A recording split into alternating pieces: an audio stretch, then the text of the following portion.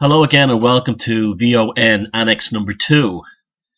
Basically the Velocity of Now show on tour outside the domain, the realm, if you wish, of live broadcasts, which is normally done on realitybitesradio.com. It's just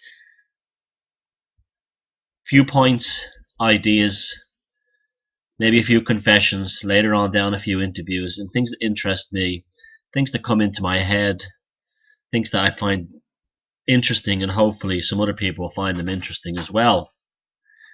Now, I was looking at some videos there, and there was the usual comment by some psychotic calling me a shill, and generally this is applied to me by people who are basically, it's just a way of saying if he doesn't agree with me, then I'll dehumanize him by calling him a shill or some other term.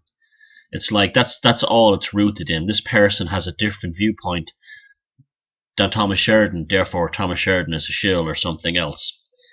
And I was just looking at a few comments, and there was two people there independently commenting that the reason I am a shill is because I never talk about 9/11 and I don't nail my colours to the 9/11 conspiracy mast, if you will. Now, I've already spoken about this a few times before, but I suppose now is a good time for me to go into detail. I avoided the 9/11 thing for the simple reason was that I wasn't woken up by 9/11. Not watching 9/11 videos did not wake me up. The event did not wake me up. I was into conspiracy theory for many years, since I was a teenager back in the late 70s, early 80s, and so it was never a surprise to me that the world was run by clandestine forces, shall we say. Another aspect of this was on the day 9/11 happened, I missed it all because I'd just started a new job with a company in Dublin, and I was working in the basement of the company with no internet connection at the time because the IT people hadn't set it up at my desk yet, and I was working on basically filing old-fashioned files that were going to be scanned into the computers. Ironically, the company I was working for their office was the first hit by the first plane that hit the North Tower. So it was surreal in that sense for me, but I don't think people fully understand how profound the 9/11 thing is beyond the people who claim it's a conspiracy by the international psychopaths, or the people who claim it was a bunch of Islamic bombers. It's deeper than that, and that's why it's been such a powerful force on the human psyche for quite a long time now. When I finished work that day and came up onto the street, what I'd seen basically Dublin city centre, filled with people walking around like zombies in a daze. Reality had been changed that day. And when I say reality had been changed on September 11, 2001, I mean literally reality was changed. I think many of the inconsistencies, and the strangeness of that day that lead people to go on the conspiratorial tangent may actually be a byproduct of reality literally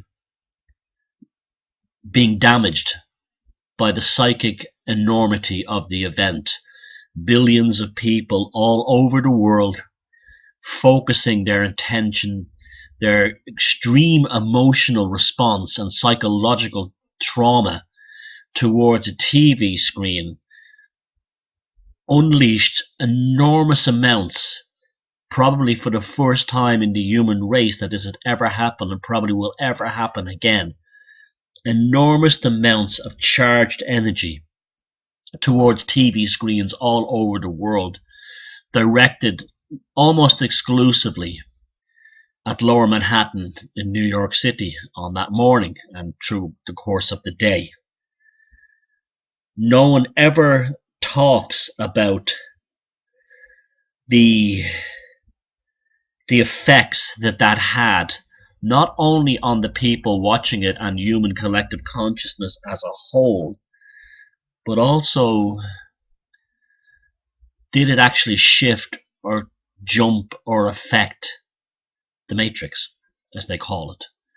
I think it did in many ways. I think a lot of the conspiratorial ideas are actually a result, and they're willingly fed by the intelligence services who created the 9/11 conspiracy. Remember, the intelligence services created the conspiracy that so many people have bought into, in order to not only hide the enormous negligence of the Bush administration, who were too busy raping the United States Treasury for themselves, all these psychopaths within the Bush neocon government. They knew that these attacks were coming. They've been told by everyone. The French told them, the Japanese told them, the Israelis told them, the British told them, everyone told them, but they ignored the attacks, or the danger of the attacks, and that all came out in the hearings. Condoleezza Rice came out and said that a document arrived in August 2001 on her desk saying that the United States is under imminent danger from commercial airliners being used as flying bombs against civilian and political targets. And they ignored that. Now, the conspiratorial people will say, well, they deliberately ignored it. Now, I was never a 9/11 truther because I never wanted to go anywhere near that whole world with a 20-foot barge pole, because I was been around this game long enough to know that when something like that happens, you do not get involved in the conspiratorial aspects of it. You watch them, you observe them, but you don't get involved in them, because the early conspiracy theories, or the mainstream conspiracy theories, are all developed by the intelligence services as a cover story for the fact that they cannot protect their own nation. Now, I want to talk about the specific events leading to the arrival of the conspiracy theory regarding the buildings in Lower Manhattan, the three large buildings hit by 2 aircraft. I don't know enough about structural mechanics, architecture and engineering to say for sure that those planes and jet fuel did not bring those towers down. I just don't know enough. The only thing I can compare it to is that these things have happened on a smaller scale. In fact, there's a technique in medieval warfare called undermining. And you'll even see Fred Dibnah, the famous demolition guy from England back in the 1980s, made those wonderful TV shows, bringing down an enormous smokestack somewhere in the north of England by undermining. It's a siege warfare technique from about 800, 700 years ago. Basically, you dig in under a building or a structure. In the case of siege warfare, it would be the side wall of a castle or fortification or a tower. That's why towers and castles often don't go down to the floor. They curve into the wall. If you actually look at how traditional castle structures are designed, the army placing the castle under siege would tunnel underneath the walls at the base of the corner of the building or under a tower, loaded full of everything from animal fat. Often a dead pig was put in there because they burn so well, to pitch and bitumen and large amounts of wood, dry wood. And then they would set fire, and bales of straw, set fire and coal if they had it, and turf, peat if they had it in some countries like in Ireland, and set fire to the base of the tower, what happens is the heat of the fire at the base of the corner causes a temporary expansion in the structure, and it leads to a crumbling effect right above it, and this cascades down and brings the whole wall down. Now, when I look at the two towers being hit by those aircraft, and I'm not even going to entertain this no planes thing, because that's right up there with the flat earth. That's one of those things put out there to make us all look crazy if we have an alternative viewpoint. But those planes smashed clean through those buildings. The jet fuel, we're apparently told, burned away immediately. Now, there's a lot of smoke for a long time, and that was burning badly, particularly in the second tower. Now, when you have, at that height, a hole in the front of a building and a hole in the middle, you have basically the flue of a chimney. And convection and the air passing through that will create enormous temperatures even with a small amount of fire.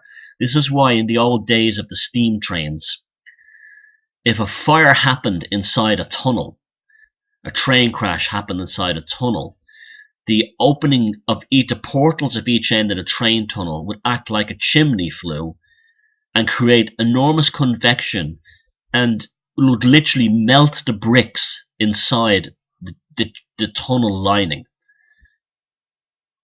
The heat and temperatures would be so intense. The same thing happened when the Channel Tunnel train between Britain and England, you can look this, between south of England and France, first came into operation in the early days. At one point, the friction created by the train going through the tunnel at speed caused the concrete in the tunnel to melt, and yet there was no physical fire. It was just the flue effect and the friction. And that could have easily happened in both Tower 1 and Tower 2. It could have happened. Am I saying it did happen?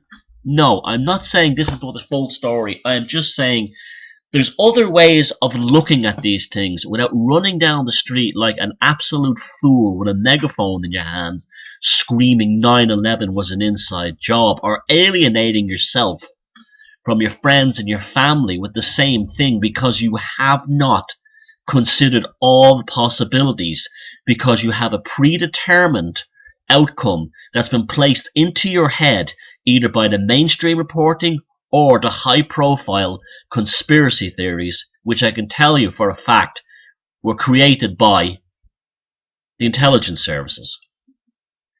Now, that's one thing. So maybe literally, I don't know. I'm not aware of another example of of a tower having cut down the middle, enormous friction created by the heat, expansion, and then the tops falling down on top of each other. I have nothing to compare it to, so I cannot go around screaming at people. That just couldn't possibly happen, because I just don't know if it could happen or not. I'm not that much of an expert, but I do know about siege warfare and how buildings are brought down with fire, and it's not beyond the bounds of possibility. And you can see those temperatures did get very high, because there's one point where you see what looks like molten lava falling off one of the towers, and people claim that's nanothermite cutting through the beams. I don't think, and then other people would say, oh, that's steel. That's steel melting, and there's no way jet fuel could create those temperatures. No, but if a convection situation existed, you may not get enough heat to generate melted steel, but that could be glass melting. That could be the glass from the windows that had been, or the glass inside there, from either the windows or the windows of the aircraft, or from the other windows on the opposite side pushed through. But I think that's glass melting and dripping down the side of the building. If you read about the firebombing of both Dresden and London during World War II, the buildings that did not collapse, the heat was so intense that the windows had melted and rolled out like lava, and described exactly as what that thing looks like. I think that's melted glass. That's also why the people above are stripped naked. It's not because some super nuclear weapon or some secret high energy weapon is being used, but they're literally sitting on top of a microwave. And all the clothes are removed because they are being cooked slowly. And that's why they're jumping even when there's no smoke. Because could be enough heat in there that they're actually literally sitting in an oven, standing in an oven. So that's something to consider. Is this the truth? I don't know. But it's another aspect that people should consider before they jump on conspiracy bandwagons. Because often an emotional response to these things is what ends up tripping you up. And that's why from day one, I read the conspiracy things and I said, was it those planes that took it down? And I said, possibly. Was it convection that took it down? Possibly. Was it some kind of directed energy system? I don't know. Maybe. I don't know about those things. But just going on the limitations of what I know, it's not beyond the bounds of possibility that those towers were taken down by convected heat created by the fire inside it, because the openings to either side of those buildings, high up in the air with plenty of wind, was acting like the inside of those buildings were acting almost like a blast furnace that wasn't lined with ceramic and melted. And that's what I think was melting. That melted stuff rolling down the side was melting glass from windows. Building 7. Yes, there is the anomaly of the BBC reporting it before it came down. There's three scenarios here. One, the building was about to be blown up by somebody. Maybe either there was a conspiracy and there was detonators or something in there, or a missile had been fired from there was jet aircraft circling Manhattan that day, and they took the building down because they probably thought it was going to fall down, and they fired a missile at the bottom, a bunker buster type missile.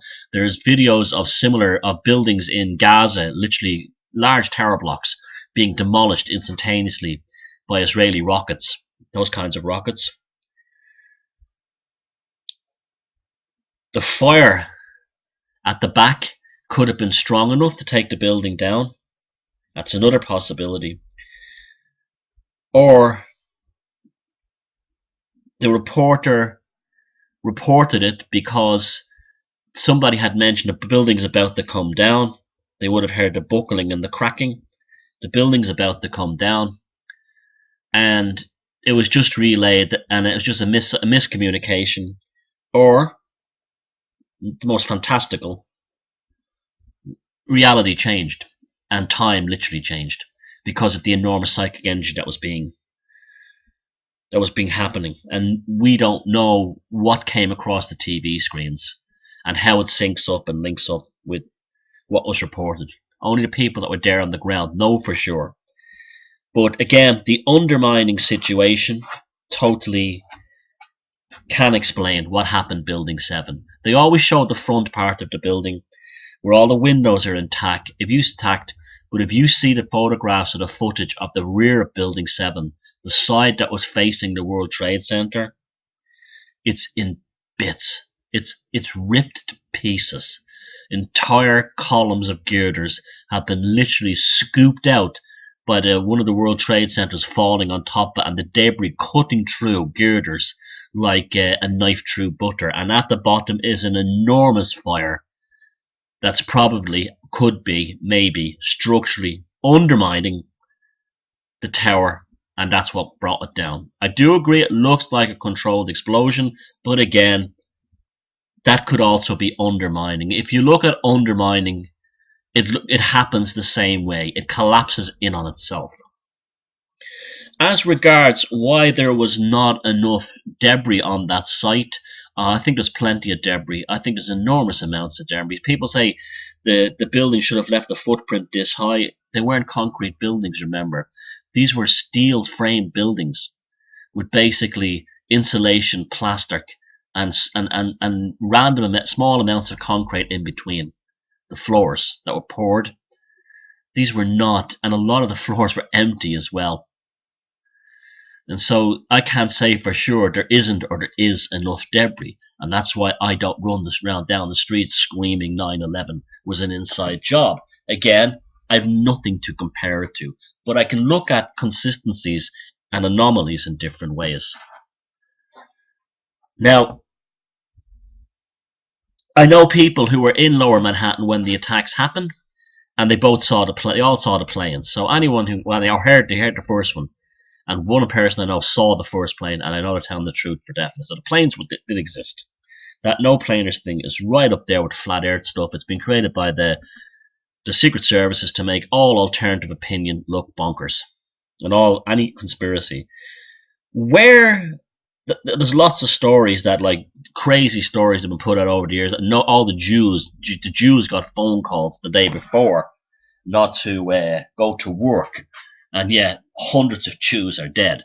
And these truthers will scream that out without thinking about it. The 5 dancing Israelis, those scumbags that were dancing on top of a van and slapping high fives, one of them said, "We had foreknowledge of the event and were expecting something." Yes, the same foreknowledge that was handed to Condoleezza Rice and the neocons, which they ignored. The same foreknowledge that intelligence services outside the United States said was coming.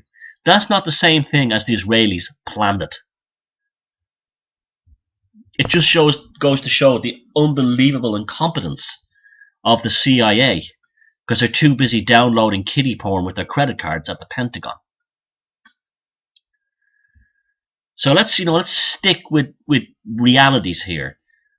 It's very easy to play Fox Mulder and Agent Scully and start putting 2 and 2 together and getting 59.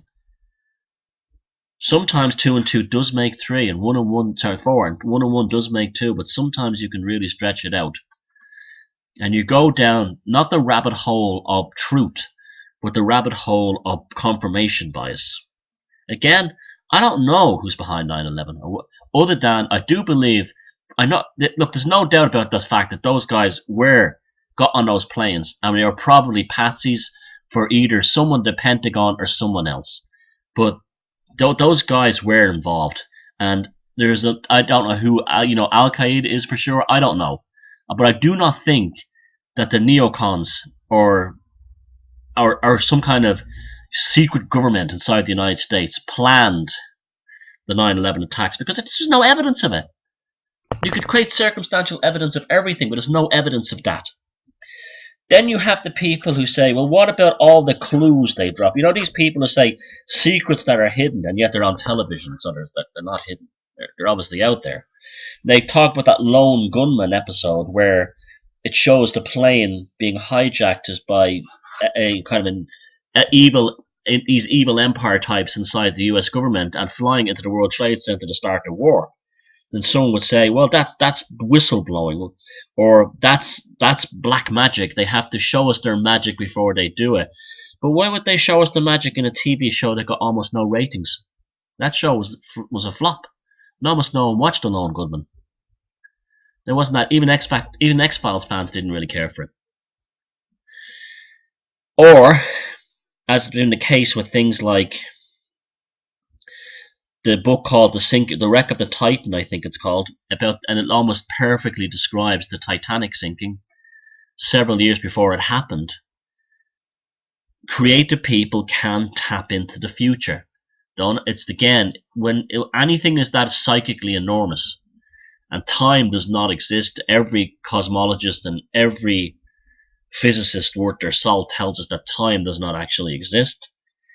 It fluctuates, and it almost is more like a flower. It grows growing from a seed in all directions at once and back again. That the artistic types do see this. This is why we have LP covers that have the text on the cover. There's a band called The Coup, a hip hop band, and they're writing the cover of the album. That's a synchro, as the guys at the Sync book guys talk about the synchro mysticism. Now, am I exonerating a scumbag like George Bush and those psychopaths in his neocon government? Absolutely not. Stay with them people are the scum of the earth. I would have no doubt that they are depraved, vicious, and wicked enough to actually do something like call a 9/11 attack. But that's not the same thing as them actually doing it.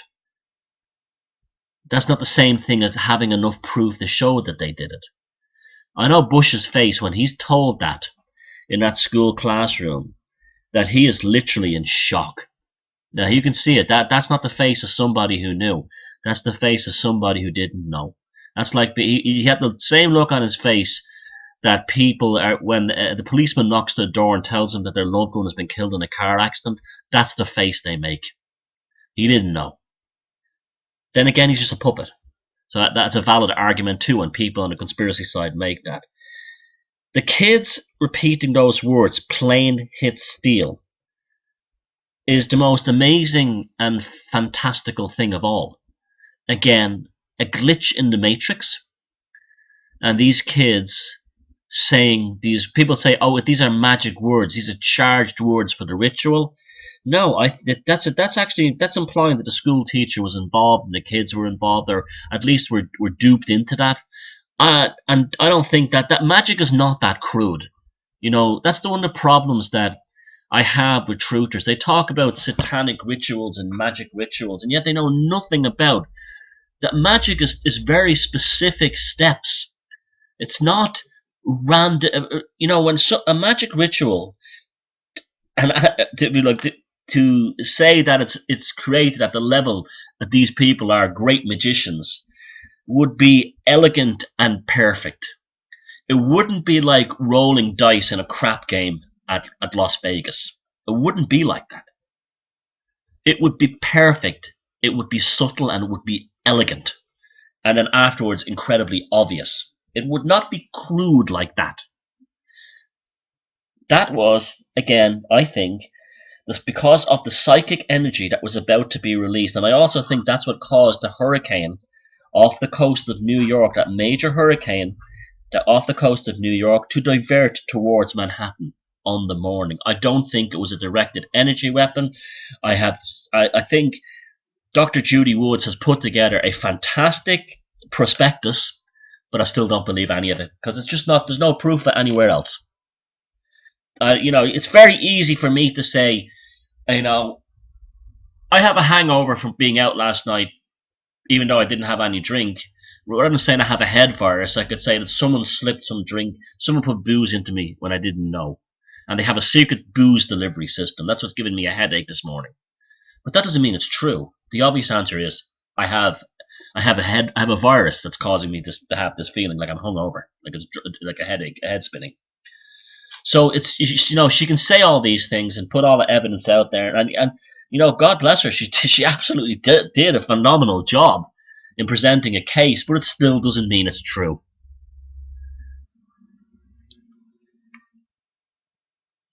It still doesn't mean that it actually took place in that way.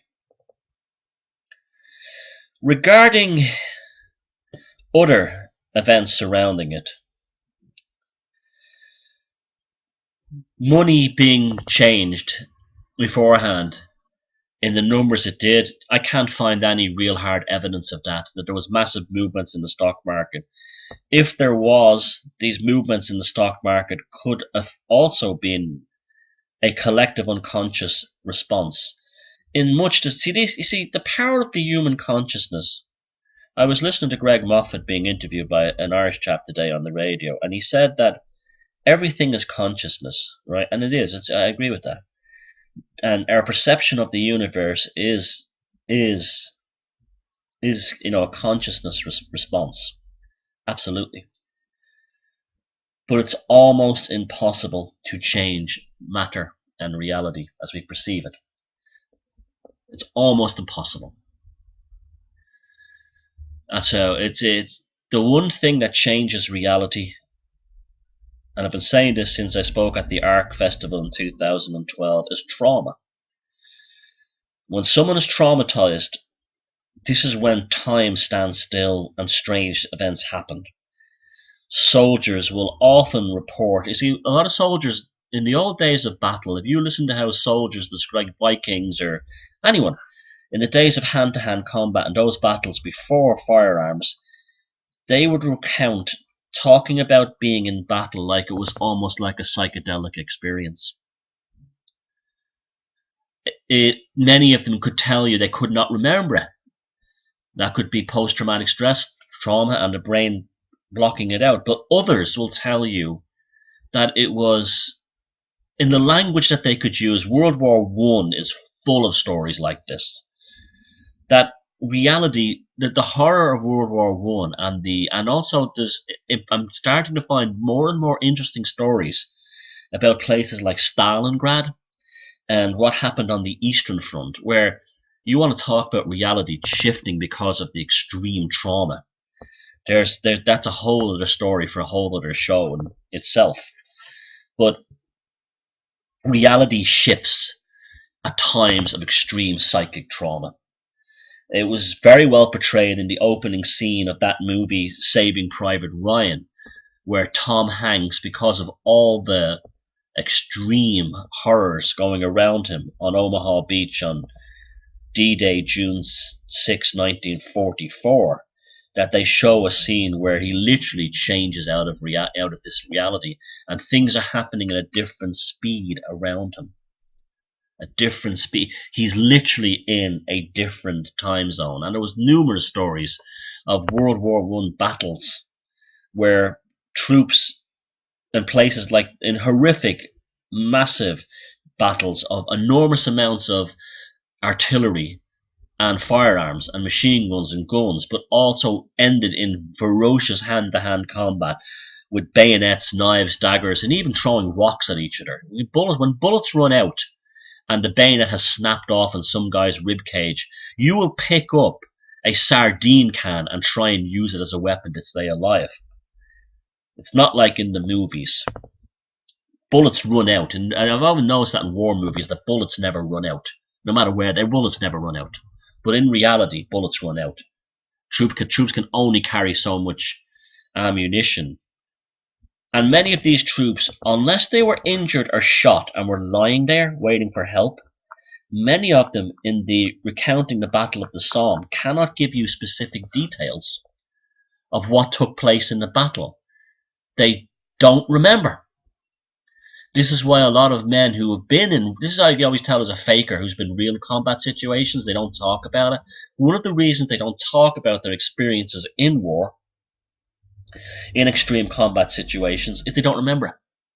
They don't remember. They don't remember because the trauma and the psychic intensity, you imagine somewhere like Verdun in the First World War, or Passchendaele, or the Somme, Pomerania, the enormous battles that took place there, or the battles along the Danube. There were so many Russian troops lost that the Russian military stopped counting at 10 million. And that's just World War I. They stopped counting at 10 million because there was just so many killed. When you have a situation of that much psychic energy, and remember it's also released at home by grieving families, it's all concentrated on the battlefield.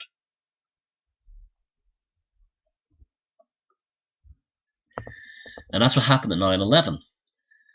And this is why reality, this is why police say during wars and attacks or terrorist bombings or anything like that, often the worst eyewitnesses are the people who are there involved in it, even though they experienced it,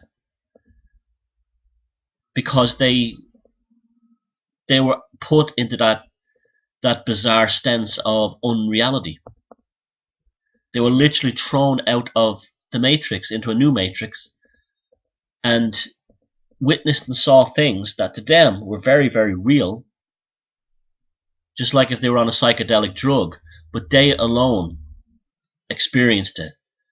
It's one of those things when you break out of the collective. See, the collective consciousness is so strong and so powerful that trauma is one of the few, and psychedelics, but trauma will drop you out of it and put you into a singular autonomous consciousness in order to not deal with what's going around you, because your mind, things are happening at such incredible speeds that your brain and your consciousness, your brain is no longer able to use its neural pathways to process, to release enough chemicals, neurochemicals, and adrenaline has run out. It literally, the brain has been overloaded. And so what the brain basically does is, I'm out of here. And consciousness shifts for the individual. And I think on 9/11, a lot of that happened. A lot of that happened. Now, the skeptics of you out there, and I see this is a gift that I have. I have a gift for pissing off both the conspiracy theorists and the skeptics. And you know something? I'm proud of it. I'm feckin' proud of it, because it means that I'm still an independent thinker. I'm not jumping on the consensus reality of either side to any enormous degree, because I did not witness these things with my own eyes. And certainly YouTube is no place to do detective work. You've seen that in my recent video on, or the internet as a whole, on the Manchester serial killers. It wasn't until I went to Manchester and went to this crime scenes and explored the city where this is taking place that I fully resolved the fact that I believed a serial killer was operating there. And a lot of this is what old police work used to call hunches. And you can only get a hunch by being in the actual place. You don't get a hunch by watching it on TV, where it's an altered reality anyway, an altered state anyway. And you don't get it from reading conspiracy sites or watching YouTube videos over and over and over. You don't get it. In fact, what happens, your brain kind of rewires itself into a form of confirmation bias. But it's not, your consciousness not changed. You're being changed at a very rough. See, real magic will change you at the consciousness level. Trash magic, as I call it, changes you at the emotional level that causes alterations in neurochemicals and neural pathways. The plane that crashed in Pennsylvania appears to have not left a big enough hole. Appears. But I've seen, they compare it to plane crashes where the debris was spread across a wide area. There was a plane back in the 1990s, I think, that went down in the Florida Everglades, I think it was. And literally, all that was left of the airliner and its impact was a small circle of mud. It buried itself into the ground. So then again, did this plane bury itself into the ground? I don't know. I'm just saying it's another possibility. The plane may well have been shot down by the US Air Force, and rather than have the parents, the families of the people on board deal with that, they created a mythology of the passengers attacking the hijackers, which may or may not be true. In reality, it probably isn't. That whole thing of let's roll, I've never heard that. I mean, I don't know how true that stuff is, but it's probably good. That was probably just out of compassion for the family members. That your husband, your father, your sister, your wife, they died as heroes trying to save those people on the plane.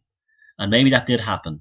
And maybe they did struggle with the killers and the terrorists in the cockpit. And let's give them some credit if they did that. Let's give those men, if that is a true story, let's give them some credit instead of saying that they didn't exist or they were taken to a secret base and given different identities and all this nonsense, or they never existed. A flight never existed. There was no planer. There was a missile. The Pentagon one, I don't know. The camera doesn't seem to catch it as it hits. There could be security reasons for that. It could also be because literally the plane hit that thing so fast. The speed would have been phenomenal at low speed. And although there's a small hole at the opening of the Pentagon was made with highly reinforced concrete. So that is consistent. As for the wings not being outside, very possibly could have just folded up concertina-like and went into the building and were just smashed to 1,000 pieces.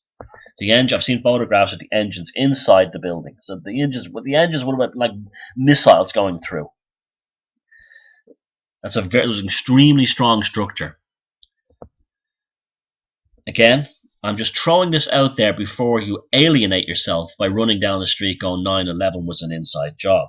You cannot use your emotions when you're talking about something where 3,000 people died to make an evaluation that this either happened or that either happened.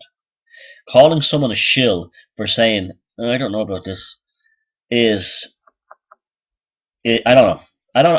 It's like you cannot be doing that either, because that's what the intelligence services want. If that really was a conspiracy, they would want you to do that, because they want divisiveness. Remember Charlie Beach? Your proto Russell Brand, who all you truthers worshipped like a living god. The only person in alt media that we can actually point a finger to and say he's an absolute 100% real crisis actor. That's been proven by that video of him outside Goldman Sachs, or wherever it was, in the city of London, when during the riots where he spoke about that protester who was killed by the police, saying he was drunk and all these kinds of things, all his lies, and then suddenly he has an about face and he becomes the king of the 9/11 truthers, gets arrested for no reason any of us can really understand, and the whole thing in Canada makes no sense either. He wasn't that powerful. And then suddenly he recants a story in Times Square in a video, and they're all shocked. Why were they shocked? He was clearly a fake and a phony. Anyone could see that. You could just see it about him. He never believed that 9/11 was an inside job, ever. He was just going along with what he thought would make him famous. And when he thought he'd get a job on the BBC by retracting the story as being the world's most famous ex-truther, he retracted the story. That's why he had that smirk on his face. That devious little smirk that you had. If you look back at his older videos when he was talking about 9/11 being an inside job, he had that always look for that devious smirk. And he had it there too. Duper's delight, my friends. Look it up. It's a rush of adrenaline when they know they're lying. And Charlie Beach was literally, if you watch his videos over the years, he's literally non-stop Duper's delight. You'll also notice that Duper's delight flying in one of the most famous flat earth fellows at the moment, that you're all worshipping like a living god. Just because they've lied to us about one thing and many things doesn't mean they've lied to us about everything.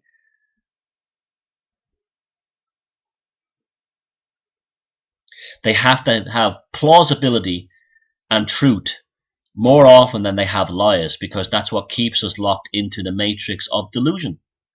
Because they're trapping us in their reality, because no one more than me knows that magic is real. I can tell you, magic is the most powerful and used force against human consciousness on this planet. And that includes when you think you're breaking the spell, because not only are these magicians so good that they put the spell on you, but they also give you the counter spell, the conspiracy theory, to think that you're out of the spell, and all you're doing is you're entrenching the spell further. So in closing, to those people who call me a shill for not automatically believing the 9/11 conspiracy, well, tough shit. I have an independent mind and I think for myself. I don't jump on anything because it gives me this emotional, powerful reaction, because those charged emotional experiences are often the places that bring you to the wrong conclusions. So I don't do that. I think that the official story is riddled with garbage. Absolutely. The official story of 9/11 is riddled with garbage and inconsistencies. The only thing that has more garbage in it than the official 9/11 story are all the conspiracy theories, including probably the ones that I've laid out now.